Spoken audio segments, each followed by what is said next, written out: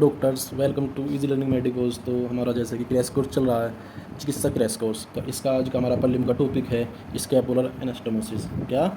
Scapular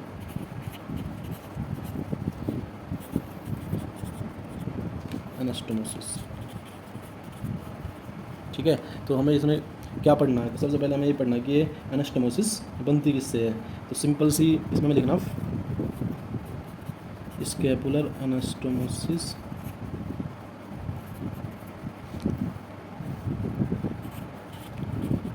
formed by first part of subclavian artery and third part of axillary artery।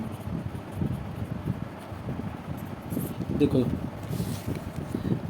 किस किस से हमारी anastomosis हो रही है। तो first part of subclavian artery से यहाँ पे हमारी, और third part of axillary artery. Axillary artery का फर्स्ट पार्ट, सेकंड पार्ट और इसका थर्ड पार्ट होगा यहाँ से यहाँ तक। तो थर्ड पार्ट पे जाके एक तो थर्ड पार्ट बन रही हो रही है किसकी, फर्स्ट पार्ट पे जाके बन रही है। ठीक है गाइस, इसके बाद हम आगे इसमें लिखते हैं कि इसकी कौन कौन सी ब्रांचेज हैं। तो branches form anastomosis. First deep branch of transverse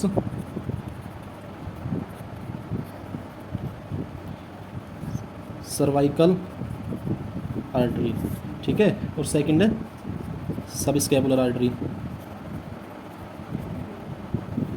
और थर्ड है इसमें हमारा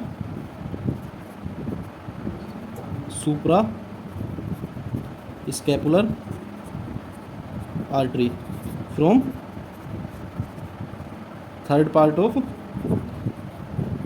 एक्सिलरी आर्टरी। कौन सा? एक्सिलरी आर्टरी के थर्ड पार्ट से। देखो या तो है यहाँ पे, ये कौन सी है? डीप ब्रांच है। ये इधर देखो यहाँ पे कौन से सबक्लेवियन के फर्स्ट पार्ट से है। कौन सी ब्रांच है? Deep branch of transfer cervical artery. और या फिर थर्ड पार्ट से कौन सी है? सब स्कैपुलर आर्टरी, जो कि हमारे थर्ड पार्ट से जा रही है। किसके थर्ड पार्ट से? एक्सिलरी आर्टरी के थर्ड पार्ट से जा रही है। ठीक है, आ रहा है समझ? उसके बाद आगे हम इसकी क्लिनिकल इंपोर्टेंट लिख लेते हैं। Clinical importance. क्लिनिकल इंपोर्टेंस में हम क्या लिखेंगे? ये कोलेट्रल चैनल प्रोवाइड कराती है। प्रोवाइड कब कराती है? जब जो ना हमारा ये अपर लिम की कोई भी सब क्लेवियन एक्सिलरी आर्टरी ब्लॉक्ड हो जाए।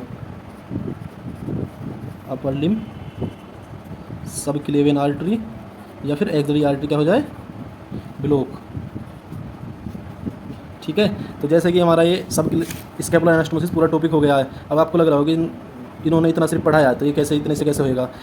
हमें अपने एग्जाम में सिर्फ जो ना इंपॉर्टेंट चीज़ें लिखनी होती हैं और डायग्राम अच्छा सा बना दे। जैसे यहाँ से आपको स्टार्टिंग करनी है इंट्रोडक्शन में यहाँ तक लिखने के बाद आपने ये डायग्राम बनाना अच्छा सा। ठीक है, इस डायग्राम के बाद आपको ब्रांचेज लिखनी है इसकी, कौन कौन सी ब्रांचेज हैं। उसके बाद से क्लिनिकल इंपोर्टेंस लिखनी है। अगर इतना आप लिख दोगे तो आपको, अगर ये 5 नंबर में क्वेश्चन आता है तो 3.5 या 4 मार्क्स कहीं नहीं गए। ठीक है, तो ज़्यादा एनेट में ज़्यादा लिखने की जरूरत नहीं होती। सिर्फ जो लिखना है वो इंपॉर्टेंट हो और टॉपिक से रिलेटेड हो।